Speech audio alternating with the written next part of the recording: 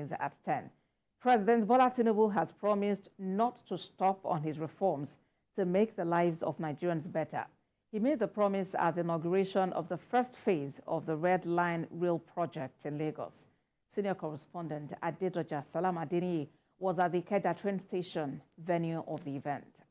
Lagos is the smallest state in Nigeria in terms of landmass, but has a population of more than 24 million people. With this huge number of inhabitants, this large city needs a mass transportation. To improve transportation in Nigeria's commercial nerve center, the Red Line is one of the 6 planned lines in Lagos Rail Mass Transit. That is what the president has come to flag off. The Lagos Rail Mass Transit was conceptualized as part of President Bola Tinubu's government development plan during his tenure as the governor of Lagos State in 2002. For him, this is a dream come true. For this revolution that is started, these reforms that is ongoing, we're not looking back, because it's about people, the affirmation of our pledge to be loyal to our country. That's one thing I know, definitely, is that there's a very bright light at the end of the tunnel.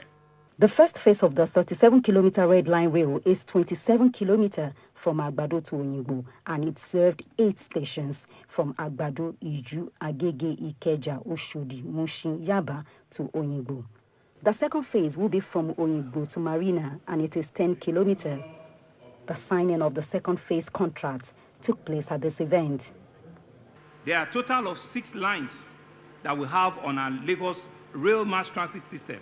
The Green Line is a 71.4-kilometer rail from Marina all the way to the Lekki Free Trade Zone. The Purple Line is a 54.35-kilometer rail from Ojo, close to Alasu, all the way into Mowe, again, inside Ogun State.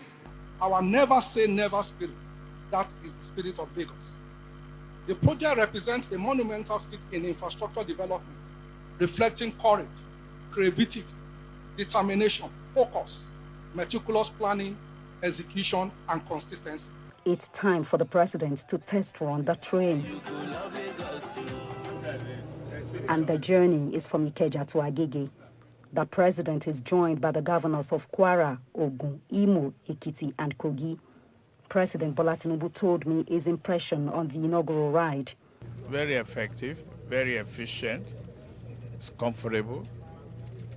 I'm happy. We have cut down by close to 50% of our imports on PMS, refined products. We need mass transit. This mass transit is to cater for huge commuters. This development will go a long way in reducing congestion and emission, as well as facilitate easy movement for commuters and goods in a mega city of Lagos. Adedoja Salam Adeniyi, TVC News, Lagos. For more on the Red Line Rail, the Lagos State Commissioner for Information and Strategy, Gbenga, Omotoso, joins me on the news right here in the studio. It must have been a really long day for you, but thank you very much for making our time to be here tonight. Thank you for inviting me. All right, talk to us about the significance of the Red Line Rail in easing the burden of traffic that Lagos is known for. Yeah, first is to congratulate Lagosians. When Mr. Babajide Sanwo-Olu was doing the groundbreaking of this project on April 15, 2021, he promised that his administration will finish it. And today is the reality of that dream. So the significance is, look at the stress that we undergo. If you are traveling all the way from Agbado to Oyingbo, it's about 3 hours bumpy, sweaty journey. But today, with the Red Line, you can make it in 32 minutes. So the stress that our people face traveling along that route will be reduced greatly. And the time, man-hours that we lose on the road, especially people who live on the outskirts of Lagos, where we have this mass transit train passing through, they will now be able to save such man-hours to contribute to the GDP of Lagos, which will go high. And then the sheer comfort of riding in it, the costliness, the commodious inside of the train. I mean, I think it's something that every Lagosian should be proud of. So that, in my view, is nutshell is the significance of the project. All right, and that coziness and comfortability you spoke about, you would agree requires a lot of maintenance to keep it going that way, to maintain that standard over time. All right, let's talk about how to access it. There's some cowrie card that is required to board the train. Talk to us about that. Yeah, cowrie card is the card that you use to board all Lagos State transportation means. But either you want to go on the waterways by ferry, or you want to go on the rail by train, or you want to go by BRT buses. When it started to show you that it's getting more and more popular, I think about 4.2 million Lagosians are now carrying the cowrie card.